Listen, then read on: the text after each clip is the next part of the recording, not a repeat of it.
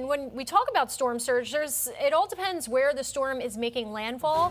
As we know, with Milton, that's a good example. It all depends where it makes landfall because some areas may not see, of course, as much storm surge if they're north of the eye, whereas south of the eye, they are getting all of that water pushing on shore. So there's a lot of factors that determine the surge: the wind intensity, the size of the wind field, the length or the time, the storm pressure, the forward speed, and the angle of attack. So the angle of attack is very important for our coastal communities because, again, there's little wobbles and wiggles, as we know, with the track.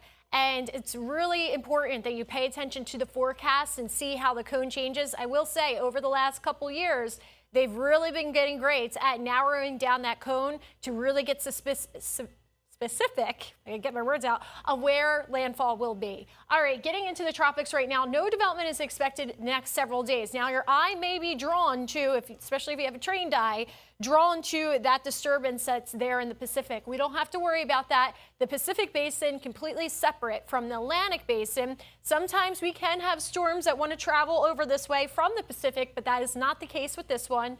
We don't have anything that we're checking out in the Atlantic, tropical Atlantic at this time. One of the reasons for that is we're starting to see that dust. This is the time of year where in the open Atlantic, we have that dust, the Saharan dust, and that helps basically eat away at some of the moisture for the storms. Also, we have a windier environment setting up for the Atlantic Basin. That's all tied to El Nino, which is developing. That makes for a busier Pacific season, but for the Atlantic, it's basically the opposite. Think of it like a seesaw effect. So looking at the Saharan dust, some of that will actually travel into the Gulf as we move into this upcoming week, and that actually helps lower our rain chances down here locally. You'll see that in the 7-day forecast. Also, notice that we have this front that's coming in from the north. This is not typical for this time of the year where we see the front sag this far south.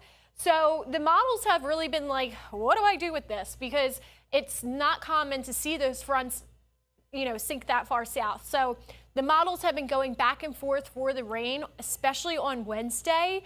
I think we will have a good shot at seeing rain Tuesday night into Wednesday before that drier air really takes over, which again is unusual for this time of the year. So we're leaving the rain chances a little bit higher, going with the European this time around.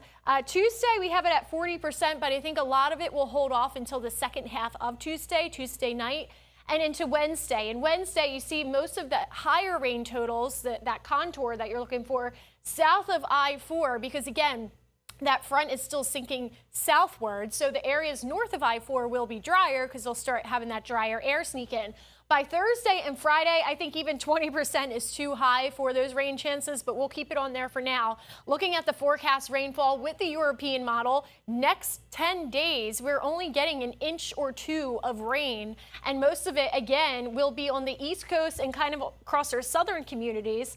And this is over 10 days, so that's really not a lot of rain when you think about it, especially what we have seen the last couple of days here with that westerly flow. The westerly flow remains in place for tomorrow, so just like we had for today, storms start up around the coast and travel across the interior as we get into the afternoon and evening hours. We do have a little storm that's out there in Polk County at this time, north of Alcoma. As we look at your 7-day forecast here, again, tomorrow is the start of hurricane season. I would like to encourage all of you, since we're going into the start of hurricane season quietly, now is the time to make sure your hurricane kit is ready to go. It's not a time to just sit back and kick your heels up.